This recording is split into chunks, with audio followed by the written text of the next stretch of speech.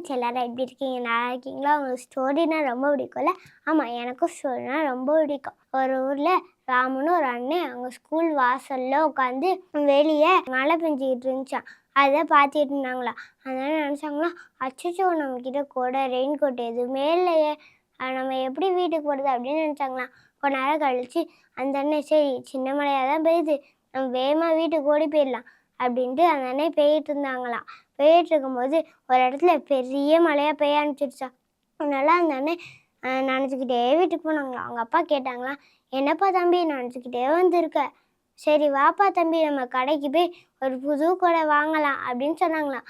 அது என்ன, ஐயா ஜாலி ஜாலி, நான் புது கொடை வாங்க போகிறேன் அப்படின்ட்டே இருந்தாங்க. என்ன ஃப்ரெண்ட்ஸ், உங்கள் அப்பா அம்மா உங்களுக்கு பிடிச்சதை வாங்கி கொடுத்தாங்கன்னா உங்களுக்கும் சந்தோஷமாக இருக்கும்ல. அதே மாதிரி தான் அந்த ராமன்ற அண்ணனுக்கும் இருந்துச்சான். அந்த அண்ணன் அவங்க அப்பா கூட கடைக்கு போனாங்களாம். போய் அவங்க அப்பா அந்த அண்ணனுக்கு பெரிய கருப்பு கொடை வாங்கி கொடுத்தாங்களாம். அதே கடையில் அவங்க கிளாஸ் ஃப்ரெண்ட்ஸ் எல்லாரும் அங்கே பக்கத்தில் அவங்களும் கொடை வாங்கிட்டு இருந்தாங்களாம். அவங்க அவங்க கையில் கலர் கலராக சோட்டா பீம் போட்ட, டோரா பூஜி போட்ட, இந்த மாதிரி நிறைய கார்ட்டூன்ஸ் இந்த பொம்மை எல்லாம் இருந்துச்சான். அதை பார்த்து அவங்க ஃப்ரெண்ட்ஸ் எல்லாம் ராமனை கிண்டல் பண்ணாங்களாம், தாத்தா கொடைன்ட்டு. அதனால சோகத்தோட வீட்டுக்கு போயிட்டாங்களாம். மறுநாள் திரும்பியும் அதே மாதிரி சாயந்தரம் மழை பெஞ்சிச்சான். அதனால அவங்களோட கொடையை பிடிச்சிக்கிட்டே வீட்டுக்கு போனாங்களாம். அவங்க ஃப்ரெண்ட்ஸ் அவங்களோட கொடையை வச்சு பேசி ஜாலியாக விளாண்டுட்டே வந்துட்டு இருந்தாங்களாம்.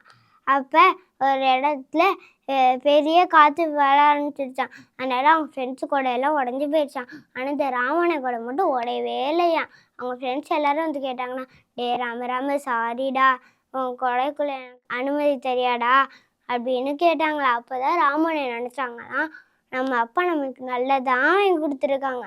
என்ன ஃப்ரெண்ட்ஸ், அதே மாதிரி தான் ஏசப்பா நம்மளுக்கு என்ன கொடுத்தாலும் அது நல்லதுக்கு தான் கொடுத்தாங்க. ராமனே அதை புரிஞ்சுக்கிட்டாங்க.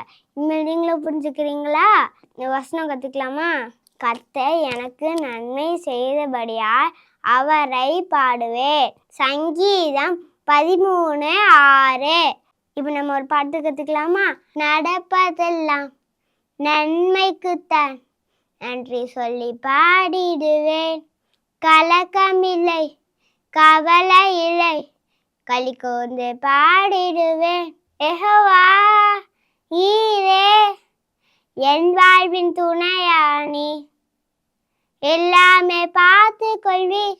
ஓகே குட்டீஸ், இதுக்கான ஆக்ஷன் பார்க்கலாமா? நடப்பதெல்லாம் நன்மைக்குத்தான், நன்றி சொல்லி பாடிடுவேன். கலக்கம் இல்லை, கவலை இல்லை, களி கூர்ந்து பாடிடுவேன். யெகோவா ஈரே என் வாழ்வில் துணையானே, எல்லாமே பார்த்து கொள்வி. ஓகே ஃப்ரெண்ட்ஸ், பாய். அடுத்த வாரம் இதே போல் சந்திக்கலாம்.